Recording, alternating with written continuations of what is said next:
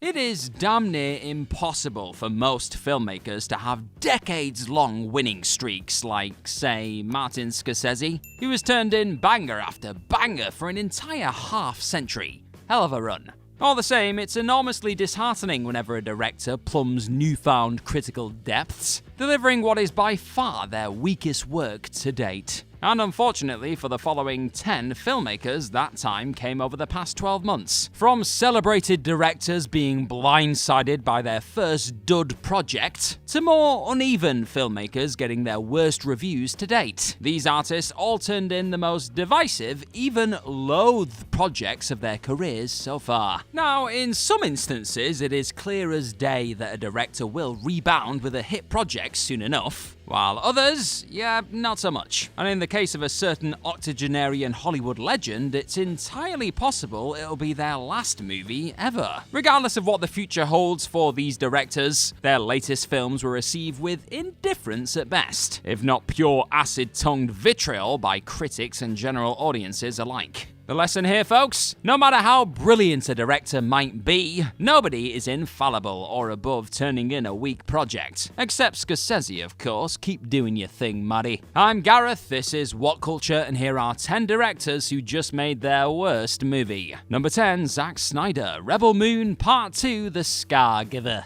Zack Snyder's filmography is just all over the map. From the well-received likes of his Dawn of the Dead remake, 300, Watchmen, the Snyder Cut of Justice League, and Army of the Dead, to abject critical failures such as Sucker Punch, Batman v Superman, Dawn of Justice, and his Netflix sci-fi tentpole, Rebel Moon Part 1, A Child of Fire. And despite many believing that Rebel Moon's sequel surely couldn't be any worse, Rebel Moon Part 2, The Scar Giver, ended up landing a catastrophic 16% on the tomato meter, even lower than the first part's 22%. Not good. While Part 1 was a wholly unoriginal mishmash of myriad beloved blockbusters, it did at least benefit from a stacked supporting cast and a few entertaining action beats. Part 2, however, failed to build those elements into a satisfying climax, instead stranding its ensemble amid a coma-inducing script and array of action that was ultimately more exhausting than enjoyable. Now, Snyder has always been an acquired taste, yet only his most die-hard acolytes could surely defend such a creatively bankrupt venture as this. I think they'd struggle too, to be honest. To Snyder's mild credit, the director's cut of the film, which adds almost an entire hour to the runtime, was received decidedly more positively. Even so, the version that most people actually bothered to see just was not it. Number 9, Matthew Vaughn, Argylle. Matthew Vaughn's career started off so strong, with a respectable run of 5 acclaimed hits: Layer Cake, Stardust, Kick-Ass, X-Men First Class, and Kingsman: The Secret Service. Quite a collection, that. Yeah, just as Vaughn cemented himself as one of the most reliable and distinctive genre filmmakers of his era, the wheels suddenly came off. Kingsman's sequel, The Golden Circle, proved wildly divisive, and prequel, The King's Man, was received with even greater indifference. But the knives truly came out for Vaughn with his latest entry into the Kingsman universe, Argylle. The film's obnoxious marketing campaign, which proudly hailed it as coming from the twisted mind of Matthew Vaughn, admittedly did it no favors, but the actual movie itself was a bewilderingly dull, unfunny spy romp that squandered one hell of a top-draw cast. This is not the first bad movie that Vaughn has made, but it is the first to be a genuine chore to sit through, and so, quite predictably, garnered the worst reviews of his career to date. Number 8, Jake Kasdan, Red One. Jake Kasdan is probably the least recognizable name on this list, despite being the son of Star Wars screenwriter Lawrence Kasdan. But he has nevertheless made a mark in recent years as the director of the new Jumanji movies, seemingly cementing him as a rock-solid blockbuster filmmaker. Kasdan also received acclaim for Walk Hard, the Dewey Cox story. I love that movie. While his more divisive projects include Orange County and Bad Teacher. And though Kasdan's previous comedy vehicle, Sex Tape, is technically his worst reviewed film to date, it at least feels a smidge more soulful than his recent holiday-themed tentpole Red One. Despite starring Dwayne Johnson and Chris Evans, this CGI-slathered slice of seasonal slop is bizarrely forgettable, with almost every aspect of its production, from the generic script to lackluster VFX, feeling like they were conceived and executed by an AI. Granted, the film's record-breaking viewing figures on Amazon Prime will ensure it doesn't do damage to the careers of anyone involved, least of all Kasdan, who is already hard at work prepping his third and final Jumanji movie. A Red One sequel in the future though?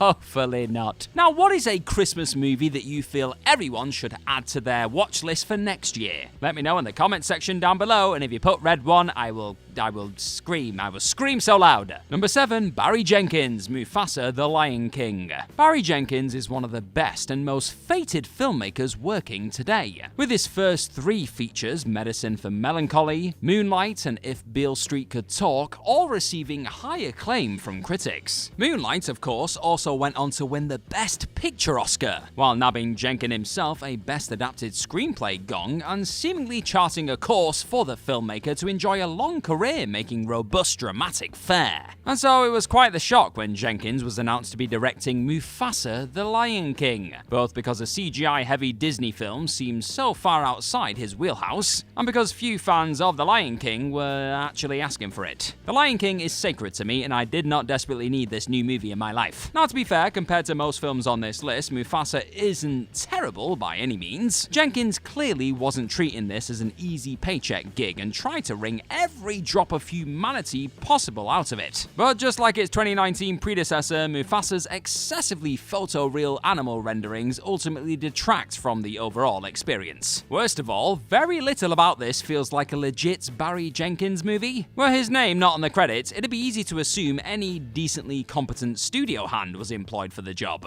And yeah, that's not really much of a compliment, is it? Number 6, Eli Roth, Borderlands. Eli Roth is certainly another filmmaker whose output is wildly inconsistent quality-wise. The likes of Cabin Fever, Hostel, The Green Inferno, and Knock Knock splitting critics and audiences alike firmly down the middle. Hot off the heels of delivering his best reviewed film to date with last year's Thanksgiving, however, Roth turned in his biggest critical flop, Borderlands. What a rollercoaster, eh? Roth admittedly always seemed like an odd fit to adapt the hit video game into a movie, and coupled with a torrid post-production period lasting over 3 years, during which Roth was replaced for reshoots, the tea leaves seemed to suggest the action-adventure tentpole was doomed to fail. And what do you know? It indeed failed. Borderlands scored just 10% on Rotten Tomatoes, while barely recouping 25% of its budget theatrically, a consequence of the atrocious script, poor casting choices, and generally lackluster filmmaking on offer. While nobody can blame a director for taking a bold swing far outside their comfort zone, Borderlands' failure proves beyond any doubt that Roth is better suited to helming lower budget productions. So hopefully he sticks with that going forward. If you're having fun with this What Culture video, my friend, tap that subscribe button and even more will be heading your way every single day. Number 5, McG, Uglies. Like so many music video director turned filmmakers not called David Fincher, McG's career making movies has been a roller coaster ride of periodic successes and panned flops. McG's more warmly embraced efforts are Charlie's Angels and The Babysitter, while his lesser regarded films include Terminator Salvation, This Means War, 3 Days to Kill, and Rim of the World. I did not make that last one up, I promise. But McG truly hit the bottom of the well, for now at least, with his new Netflix sci-fi drama, Uglies, an adaptation of the hit 2005 young adult novel of the same name. Arriving roughly an entire decade after Hollywood's young adult boom began to dry up, Uglies feels immediately dated, a fact made worse by the hilarious decision to cast actors in their mid to late 20s and early 30s as the central teenagers. Just no! On top of this, the script is embarrassingly bad and the VFX are laughable, ensuring that cast and crew alike had no chance at all of elevating this utter dreck. Number 4, Francis Ford Coppola, Megalopolis. Francis Ford Coppola is undeniably one of the greatest and most successful filmmakers of all time, counting numerous stone-cold masterpieces to his name. From the first two Godfather movies to Apocalypse Now and The Conversation. Classics, the lot of them. Now, Coppola's scant late-period filmography is certainly a far cry from his legendary run of hits throughout the 1970s. But even so, he has never made a film quite so baffling as Megalopolis. For all of Coppola's wobbles in the past,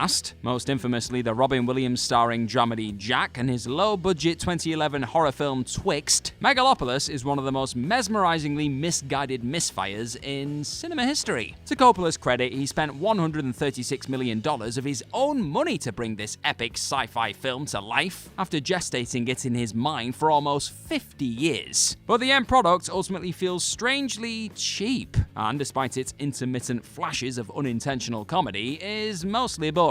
That Coppola managed to stack his cast with so much talent only to tease worst ever performances from several of them. Most frustratingly of all, Adam Driver is enough to make Megalopolis the bleakest outing of his storied career. Number 3, Steve McQueen, Blitz. Blitz really only merits placement on this list because the standard of Steve McQueen's work leading up to it is so astronomically high. McQueen's enviable filmography is populated by terrific, critically acclaimed dramas such as Hunger, Shame, the Best Picture-winning 12 Years a Slave, for which McQueen received a well-earned Best Director nomination, and the star-studded thriller Widows. So there was inevitably much hype for this new World War II drama, which many awards pundits pegged as a major awards player the moment it was announced. And while certainly not a bad film by any means, Blitz is a disappointingly by-the-numbers war film that feels the polar opposite to the bolder, more challenging nature of basically everything else that McQueen has made up to this point. Blitz still garnered broadly positive reviews from critics, so,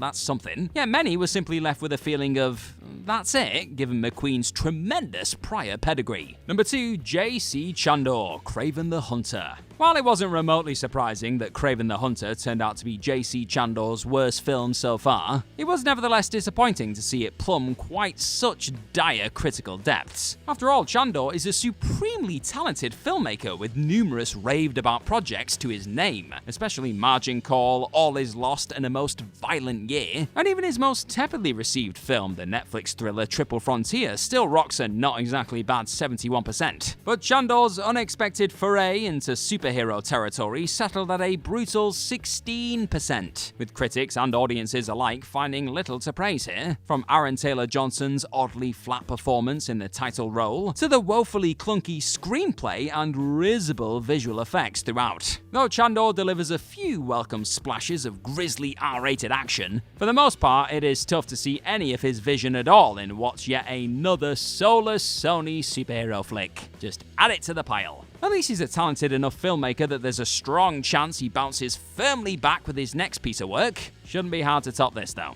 Number 1, Rupert Sanders, The Crow. And finally, not unlike McG, Rupert Sanders' transition from the music video world to that of filmmaking has been a shaky one to say the least. Sanders' first two films, Snow White and the Huntsman and Ghost in the Shell, both garnered mixed reviews from critics. But his recent new take of The Crow is his first project to score outright disdain from both reviewers and general punters. Even if you ignore the fact that few were asking for another adaptation of James O'Barr's most famous creation, there's just a staggering lack of intrigue here from top to bottom. Look, Bill Skarsgård is fine as the title character because he's great, he typically is. But outside of this, the bloated runtime, excessively clean visuals, and general tedium of the entire exercise render it a complete artistic failure. Rupert Sanders could really do himself a huge favor by just ensuring that his fourth film is not an adaptation of an existing IP. Because going by his filmography to date, it's just clearly not his forte. Now go and click on another What Culture video and continue your YouTube journey with us.